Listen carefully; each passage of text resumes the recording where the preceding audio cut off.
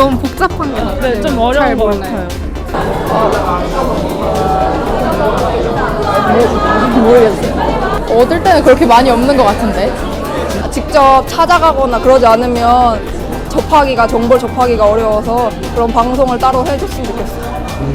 되게 꼼꼼하고 세세하게 하나하나씩 다 알려줬으면 좋겠어요. 그래서 정확히 내가 뭘 준비하는 게 좋고 내가 여기서 뭘 해야 되는 게 좋고 그거를 하나씩 다 짚어서 알려줬으면 좋겠어요.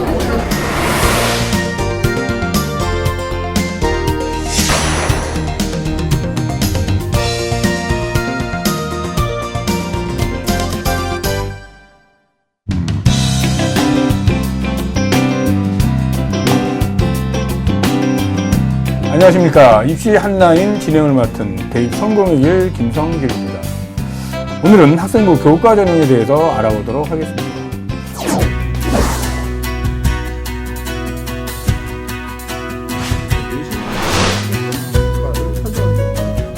종합전형 이용자의 잠재 능력,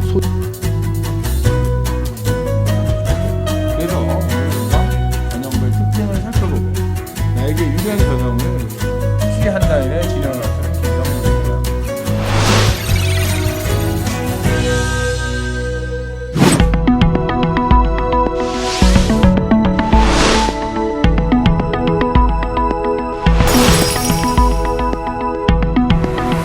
교과 전형과 학생부 종합 전형이 어떻게 다른가요? 교과 전형으로 가려면 내신이 어느 정도 나와야 하나요? 모든 과목의 내신 성적을 잘 받아야 되나요?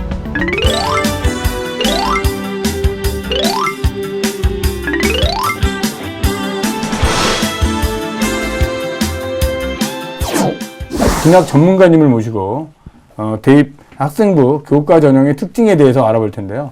자, 자기소개 부탁드리겠습니다. 안녕하십니까. 남양주시에 있는 판국고등학교에서 진학 지도를 담당하고 있는 조만기입니다.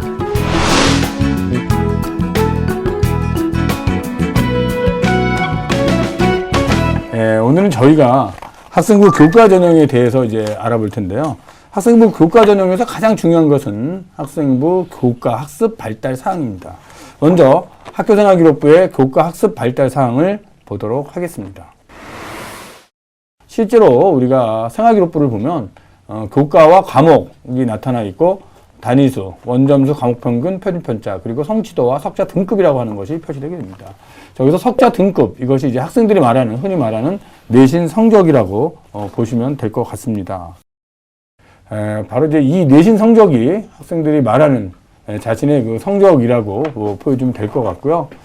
또 교과학습 발달사항 밑에 또 세부능력 특기사항이라고 하는 부분도 있습니다. 그래서 그 부분은 교과 담당 선생님이 기재하는 것이기 때문에 학생들은 수업 시간을 통해서 교과 세부능력사항이 잘 기재될 수 있도록 그렇게 준비를 하여야 됩니다. 예시를 통해서 교과학습 발달 사항에 대해서 알아보았는데요. 조만기 선생님, 네. 교과 내신 성적 산출 방식은 어떻게 되는 거죠? 학교에서 학생들의 생활기록부에는 그 아까 말씀드린 내신 등급과 그 다음에 성취도가 나와 있는데요. 실제로 교과 성적에 활용하는 부분들은 바로 등급, 상대평가 9등급제라고 말씀을 드릴 수가 있겠습니다. 상대평가 9등급제라고 하는 부분들은 학생들이 시험을 봤을 때 그 과목의 등수를 전체 학생들에 대해서 석차 백분위에 따라서 1등급은 4%까지, 2등급은 다시 11%까지, 3등급은 그 다음 등수부터 23%까지, 4등급은 그 다음부터 40% 이런 식으로 다이아몬드 형태로 갈수록 5등급까지 등수가 늘어나게 되고요. 반면에 또 밑으로 내려오면 줄어들게 되는 그런 형태로 학생들의 어떤 등급을 산출한다고 할 수 있습니다. 네, 그렇습니다. 그러니까 시험을 봤을 때 학생들이 취득한 이제 성적, 원점수를 석차를 세워서 4%까지 1등급을 부여하는 그런 방식인 거죠. 네, 맞습니다. 네.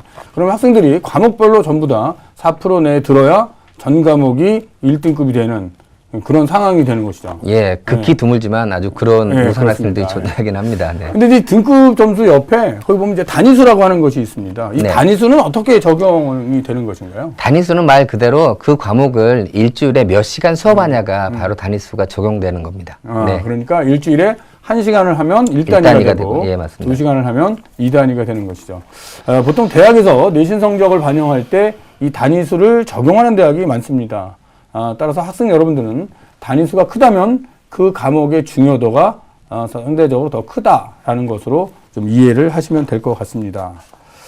그리고 생활기록부에 보면은 그 성취도라고 하는 것이 또 표시되어 있습니다. 이 성취평가제, 이 성취평가제는 어떤 것을 의미하는 것입니까? 성취평가제는 아까 상대평가는 그 학생의 등수가 중요했다면 성취평가제는 그 학생의 등수보다도 그 학생이 맞은 점수가 얼마냐가 훨씬 더 중요한 부분이라고 말씀을 드릴 수가 있겠고요.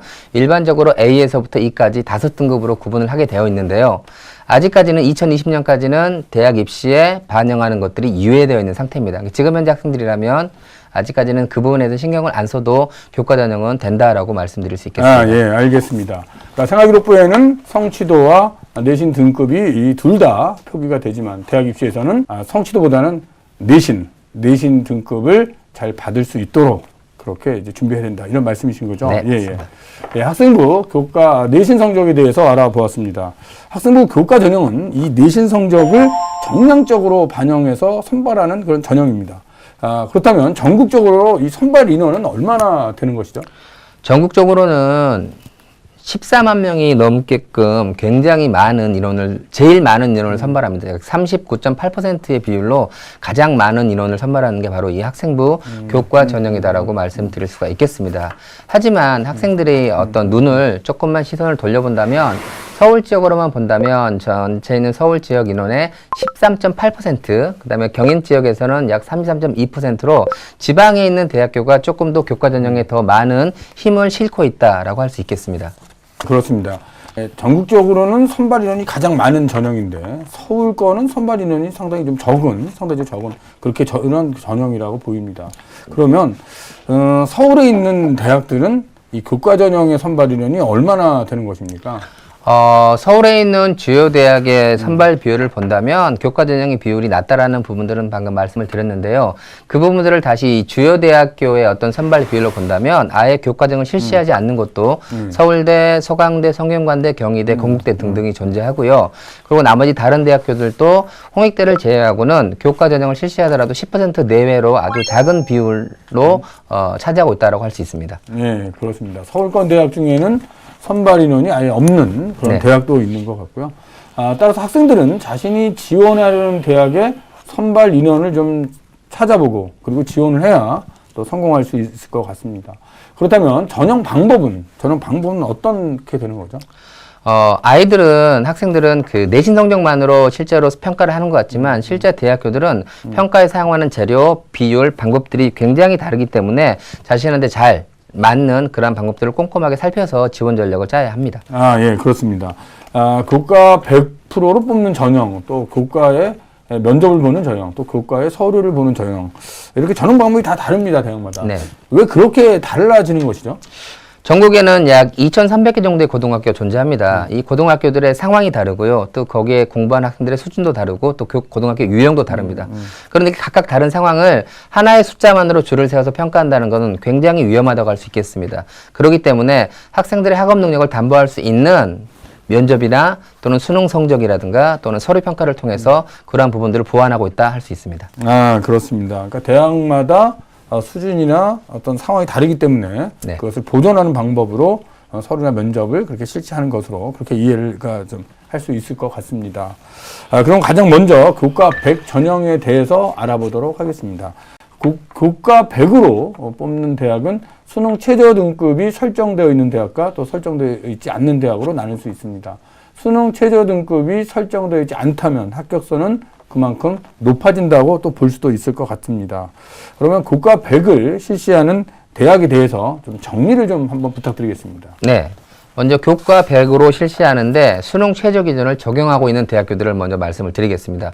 수능 최저 기준을 적용하고 있는 대학교들은 대체로 수도권에 굉장히 많은 비중으로 이렇게 몰려 있다고 할 수가 있겠고요. 그 다음에 지방에 있는 거점 국립대학교도 역시 마찬가지로 수능 최저를 설정하고 있는 것이 거의 대부분입니다.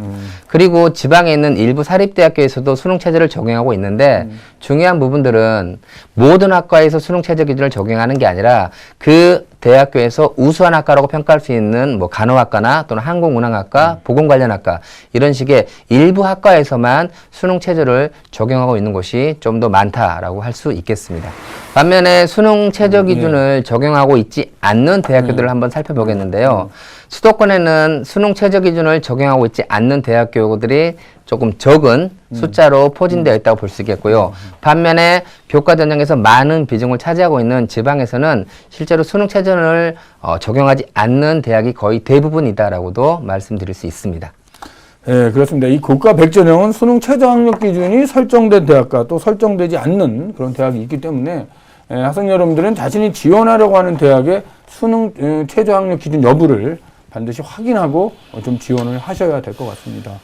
또한 내신 성적은 좋은데 또 수능이 잘 나오지 않는 학생이라면 당연히 수능 최저가 없는 그런 대학에 지원하여야 또 합격할 수 있다고 보여집니다. 다음으로 교과와 면접을 실시하는 대학에 대해서 좀 살펴보도록 하겠습니다.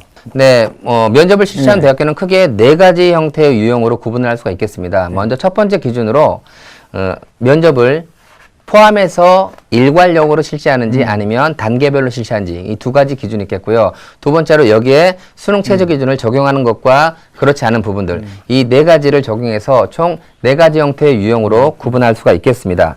먼저 첫 번째로 일괄적으로 적용하면서 최저 기준을 적용하고 있는 대학교들입니다. 수도권에서는 종교 관련 대학교가 좀 많이 포진되어 있다고 할 수가 있겠고요. 지방에서는 면접이 필요한 학과에서 최저까지 요구하고 있는 그러한 부분들로 확인할 수가 있겠습니다.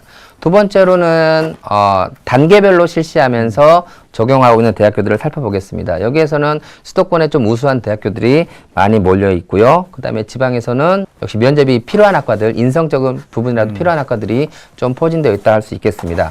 반면에 이제 수능 최저 기준이 적용되어 있지 않는 경우의 대학교들을 한번 살펴보겠는데요. 역시 굉장히 좀 많이 다양한 형태의 학교들이 포진되어 있고요.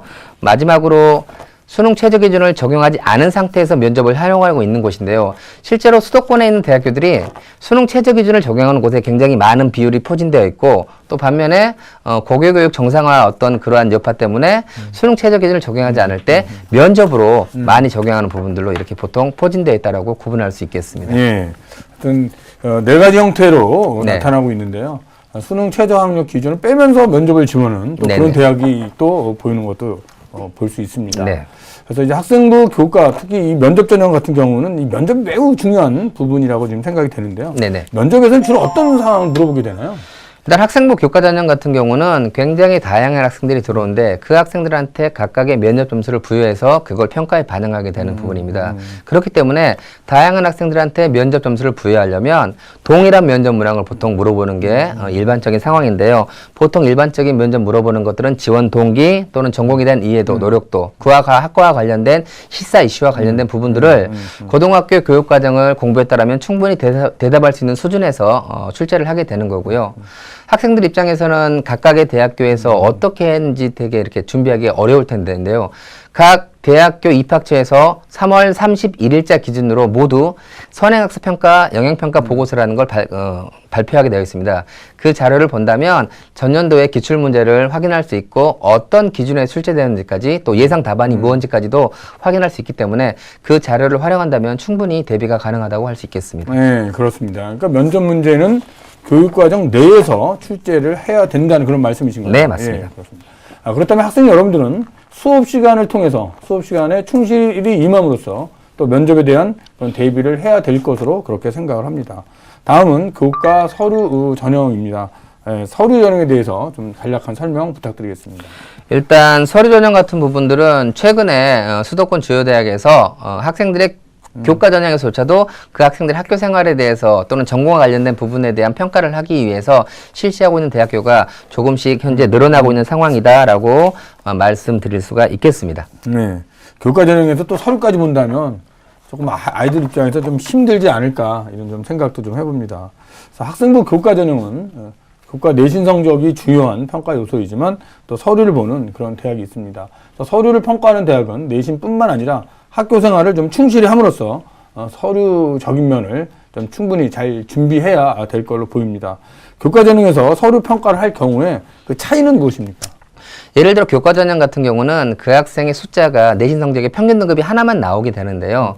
아무래도 서류평가를 하는 전형이라면 똑같은 내신 성적이라 할지라도 그 지원학과와 연계되는 교과의 내신 성적이 조금 더 우수한 학생들이 좀 유리하게 평가되지 않을까 그렇게 생각을 합니다. 네. 네, 그렇군요. 학생부 교과 전형은 교과 성적이 주 평가 요소입니다. 교과 성적 반영을 이제 어떻게 하는지에 대해서 좀 알아보도록 하겠습니다. 반영 과목이 대학마다 다 다르죠? 네, 다릅니다. 굉장히 다양하다고 할 수 있겠는데요. 전국적으로 약 50개 넘는 그런 굉장히 다양한 방법들이 있다라고 말씀드릴 수가 있겠습니다. 하지만 가장 대표적인 건 인문계 학생들은 국어, 영어, 수학, 사회를, 자연계 학생들은 국어, 영어, 수학, 과학을 반영하는 게 가장 실은 일반적인 방법이라고 말씀드릴 수가 있겠습니다. 표를 보면서 한번 설명을 해드리도록 하겠습니다. 일단 전 과목을 모두 반영하는 대학교들도 존재합니다. 저기에서 특히 연세대학교를 좀 설명을 드린다면 연세대학교는 과목 A와 과목 B로 구분을 하고 있는데요. 과목 A는 국어, 영어, 수학, 사회, 과학 이 5개 교과를 반영하는 거고요. 과목 B는 나머지 과목 A에 들지 않는 모든 과목에 대해서 반영을 하게 되는 건데 과목 B 같은 경우는 9등급 맞은 경우에 감점 처리를 하게 됩니다. 그럼 일반적으로 연세대학교 기준에서 감점이 거의 없겠죠. 일반적인 국어, 영어, 수학, 사회, 과학이라고 할 수 있겠습니다. 이제 그 외로 문과, 이과를 따지지 않고 국영수, 사과를 반영하는 대학도 있고요. 아까 말씀드린 문과는 국영수, 사, 이과는 국영수, 탐. 또 네 번째 방법으로 사회과학 중에서 계열을 구분하지 않고 우수 교과를 선택하는 국영수, 탐의 방법이 있고요. 이런 5개 형태가 가장 일반적인 형태라고 할 수 있겠습니다. 주어진 표에서 보시면 일부 몇몇 대학교 같은 경우는 전체 모든 배운 과목을 반영하는 것이 아니라 그중에서 우수한 몇 개 교과만 반영하는 그러한 것도 분명히 존재를 합니다. 예, 그렇습니다. 대학별로 과목 반영하는 과목에 대해서 이제 알아봤습니다. 일반적으로는 국영수 사회, 국영수 과학을 반영하지만 일부 과목을 반영하는 그런 대학도 잘 봐야 될 것 같습니다. 그러니까 학생들의 그 내신 성적을 보면 전 과목을 다 잘하는 학생도 있지만 뭐 수학하고 영어만 잘한다든지 혹은 뭐 수학을 그렇게 못한다는 이런 학생들도 많이 있거든요. 네네네. 예, 그러니까 그런 학생들은 자신에게 맞는 대학을 찾으면 의외로 성공할 수 있지 않나 이런 생각도 듭니다. 네네네. 예. 표를 보고 제가 말씀을 드릴 텐데요. 동덕여대처럼 문과 같은 경우는 국어하고 영어를 기준으로 두고 수학과 사회 중에서 잘한 교과를 자연계 같은 경우는 수학과 영어를 기준으로 국어와 과학 중에서 잘한 교과를 이렇게 반영하는 대학교들도 분명히 존재를 합니다. 그리고 또 하나의 기준을 말씀을 드리면 대학별로 모두 동일한 기준을 두느냐 또 그건 또 아니거든요. 예를 들어서 차이과학대를 말씀을 드리면 차이과학대 간호학과 같은 경우는 영어 수학이 기준인 상태에서 사회과학을 또 생명과학대 같은 경우는 그냥 영어, 수학, 과학을 이런 식으로 대학에서 학과별로 다른 기준을 두기도 하고요. 또 어떤 경우도 존재하냐면요. 1학년 때 반영하는 교과와 2, 3학년 때 반영하는 교과를 다르게 반영하는 것도 존재를 합니다. 예를 들어서 뭐 서울여대나 건국대나 그 글로컬 캠퍼스나 또 우성대 같은 경우는 1학년 때는 국어, 영어, 수학, 사회 일반적인 교과를 그다음 2, 3학년에서는 심화국어에 해당하는 것들 중에서 선택해서 반영하는 이런 형태로 굉장히 대학마다 다양한 방법으로 반영한다고 할 수 있겠습니다. 예, 그렇습니다. 대학별 반영 과목에 대해서 알아봤습니다. 전 과목을 반영하는 대학도 있고 일부 과목을 반영하는 데도 있고 또 같은 대학이라 하더라도 학과마다 반영 과목에 약간 차이가 있는 그런 부분을 우리는 살펴봤습니다. 학생 여러분들은 자신이 지원하려는 그런 대학에 어떤 과목을 어떻게 반영하는지를 반드시 알고 지원하여야 성공할 수 있다고 생각이 듭니다. 반영 비율에 대해서도 대학마다 차이가 나죠. 네. 네. 또 말씀을 드릴 게 학년에 있는 성적들을 어떻게 반영에 따라서 또 다양한 방법들이 있습니다. 일반적으로는 전학년 공통 100%라고 해서 1학년 1학기 때 배운 교과목이나 3학년 1학기 때 배운 교과목에 그냥 동일한 비율로 반영하는 대학들이 가장 많이 있다고 할 수가 있겠습니다. 하지만 또 일부 대학에서는 1학년과 2학년과 3학년에 반영하는 비율들을 달리 적용을 해서 반영하는 것도 존재를 합니다. 표를 보면 학년 공통이 가장 많은 부분들을 차지하고 있고요. 또 1학년에서 2학년, 2학년, 3학년 올라갈수록 높은 학년에 더 많은 비중을 두고 있는 곳들도 분명히 존재를 하고 있습니다. 그러한 이유들은 1학년 때 배우는 교과는 보통 교과이기 때문에 그렇고요. 2, 3학년 때는 심화교과를 배우기 때문에 아무래도 그 심화교과를 배울 때 성적에 좀 더 중요도를 주기 위해서가 아닌가 생각이 들고요. 저렇게 학년별 반영 비율이 갈수록 높아지는 경우에서는 학생들이 1학년 때 또는 2학년 초기에 가지고 있는 내 성적이 잘못됐다고 해서 실망할 게 아니라 학년별 반영 갈수록 더 성적이 중요되기 때문에 나중에 2학년 2학기 또는 3학년 1학기 성적에 의해서도 충분히 다른 대학에 비해서 높은 성적을 올릴 수 있는 그러한 대비할 수 있는 대학이라고 네, 그렇습니다. 생각할 수도 있겠습니다. 예, 학년별 반영 비율이 다르다면 그 학년에 따라서 1학년 때 조금 못했다 하더라도 남은 학년에 만회할 수 있는 그런 네. 기회가 있다 이렇게 생각이 듭니다. 또한 대학마다 과목별로 반영 비율을 달리하는 대학이 있습니다. 예를 들어서 국어 영어는 뭐 30, 30으로 하고 수학 사회를 20, 20 한다든지 아니면 국어 영어를 20, 20 하고 수학과학을 30, 30 한다든지 이런 대학도 좀 있기 때문에 학생 여러분들은 자기가 지원하는 대학의 성적 반영 과목이나 반영 비율 이런 것들을 좀 면밀히 좀 살펴보아야 할 것으로 보입니다. 또한 등급을 또 사용하지 않는 대학도 있죠. 지금 현재 기준으로는 연세대학교하고 한국외대 정도가 거기에 해당한다고 말씀을 드릴 수가 있겠습니다. 먼저 연세대학교에서 교과 전형은 다른 학교와 다르게 원점수하고 평균, 표준 편차를 활용해서 제투점수라는 것을 산출해서 그걸 통해서 점수를 산출하게 됩니다. 제투점수라는 건 가장 좀 쉽게 설명을 한다면 자신의 점수가 평균으로부터 얼만큼 멀리 떨어져 있나를 수치화시킨 점수라고 할 수 있겠는데요. 이렇게 되면 똑같은 1등급이라 할지라도 90점 1등급과 100점 1등급은 100점 1등급이 훨씬 더 유리하게 평가된다고 할 수가 있겠습니다. 반면에 외대의 경우는 원점수를 활용하여서 등급을 보정해 줍니다. 예를 들어 어떤 학생이 2등급인데 맞은 원점수가 95점이라면 95점을 1등급으로 보정해 가지고 더 성적들을 이렇게 향상시켜주는 방법들을 현재 사용하고 있습니다. 네. 그러니까 두 대학은 전부 다 점수를 보정하는 그런 방법을 쓰는 대학이라고 볼 수 있습니다. 그래서 연대의 경우는 이제 제트점수라고 하는 것을 사용해서 평균 대비 내 성적이 얼마일까라고 하는 부분에 좀 가중치를 주는 그런 방식을 사용하는 것 같고요. 또 한국외대 같은 경우는 이제 등급과 원점수를 동시에 사용해서 등급은 많이 떨어지더라도 원점수가 좋으면은 좀 좋게 평가되는 그런 방식을 사용하는 것 같습니다. 근데 두 대학이 사용하는 방식이 약간 좀 차이가 있기 때문에 일선 학교에서 두 대학을 동시에 준비하기는 좀 어려울 것 같은데 어떻게 생각하세요? 일단 연세대 같은 경우는 이 분수꼴로 나타나기 때문에 어떤 분모 값을 크게 하는 효과를 나타내야 되는 건데요.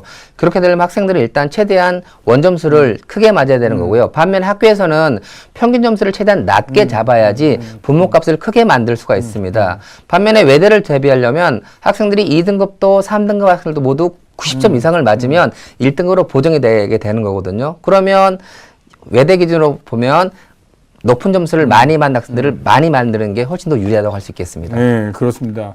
학교에서 이제 시험 문제를 출제할 때 이제 어느 대학에 초점을 맞출 것인가는 상당히 어려운 문제인 것 같습니다. 네. 그러니까 연대라면 좀 문제를 어렵게 내서 평균을 낮춰야 되고 외대 같은 경우는 좀 쉽게 내서 높여야 되고 이런 네네. 부분이 있기 때문에 상당히 이제 고민스럽지 않나 이렇게 생각이 듭니다. 전문대 같은 경우는 어떻게 반영을 하게 됩니까? 방금 전에 제가 학년별 반영 비율에 따라서 3학년 학생들이 3학년 때 성적들을 열심히 관리해도 충분히 보상받을 수 있는 대학들이 있다라고 말씀을 드렸습니다. 그러나 전문대학교에서는 특히 서울권 전문대학교에서는 3학년 내신 성적을 아무리 열심히 해도 전혀 평가에 반영하지 않는 곳들도 존재를 합니다. 일반적으로 전문대학교는 전 과목을 모두 반영하고요. 2학년 성적을 주로 반영하는 대학들이 특히 서울 전문대에 되게 많이 몰려 있다라고 할 수가 있겠습니다. 예. 네, 그렇습니다.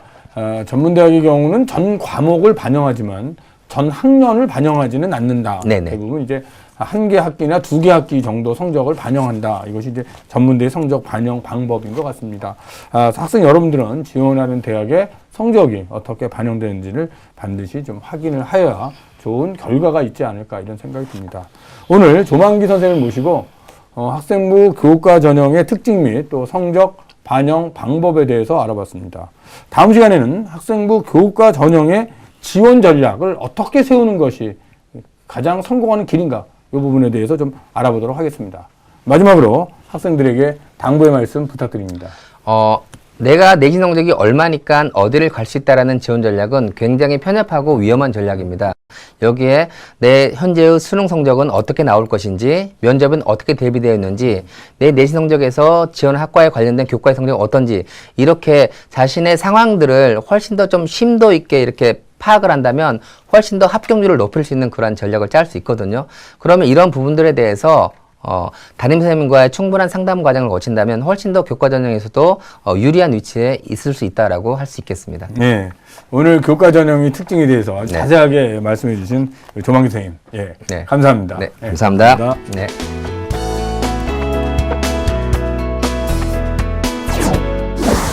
학생부 교과 전형에 대해서 말씀드리겠습니다. 학생부 교과 전형은 교과 100전형, 교과 면접 전형, 교과 서류 전형으로 나눌 수 있습니다. 교과 100 전형은 내신 성적으로 선발하는 전형입니다. 이 전형에는 수능 최저학력 기준이 설정되어 있는 경우도 있고 수능 최저학력 기준이 설정되어 있지 않는 경우도 있습니다. 교과 100 전형에 지원하실 때는 자신의 내신 성적과 수능 최저 여부를 확인하시고 지원하셔야 됩니다. 다음으로 교과 면접 전형이 있습니다. 교과 면접 전형은 수능 성적으로 일정 배수를 선발한 다음 면접으로 평가하는 전형을 말합니다. 면접에는 지원 학과에 대한 이해도나 관심도 혹은 기본 개념과 소양을 면접에서 확인할 수 있습니다. 그래서 면접 전형으로 지원하는 학생들은 면접에 대한 철저한 준비를 하시고 지원하셔야 합격할 수 있습니다. 다음으로 교과 서류 전형을 볼 수 있습니다. 서류 전형은 학생부 교과 전형에서 유일하게 비교과 활동을 평가하는 전형입니다. 학생부 종합 전형과 유사한 전형이라고 생각을 하시면 됩니다. 다만 종합 전형과 다른 것은 교과 성적을 50% 이상 반영한다는 것입니다. 학생부 서류 전형을 준비하는 학생 여러분들은 학교 생활의 충실도를 평가하기 때문에 1학년 때부터 학교 생활을 충실히 함으로써 교과 서류 전형에 대비하셔야 될 것으로 보입니다. 학생 여러분, 학생부 교과 전형에는 교과 100 전형, 교과 면접 전형, 교과 서류 전형이 있습니다. 자신에게 유리한 전형이 어떤 것인지 살펴보고 지원하셔야 합니다. 대입 성공의 길, 자신에게 맞는 전형을 찾아서 준비한다면 반드시 성공할 수 있습니다. 감사합니다.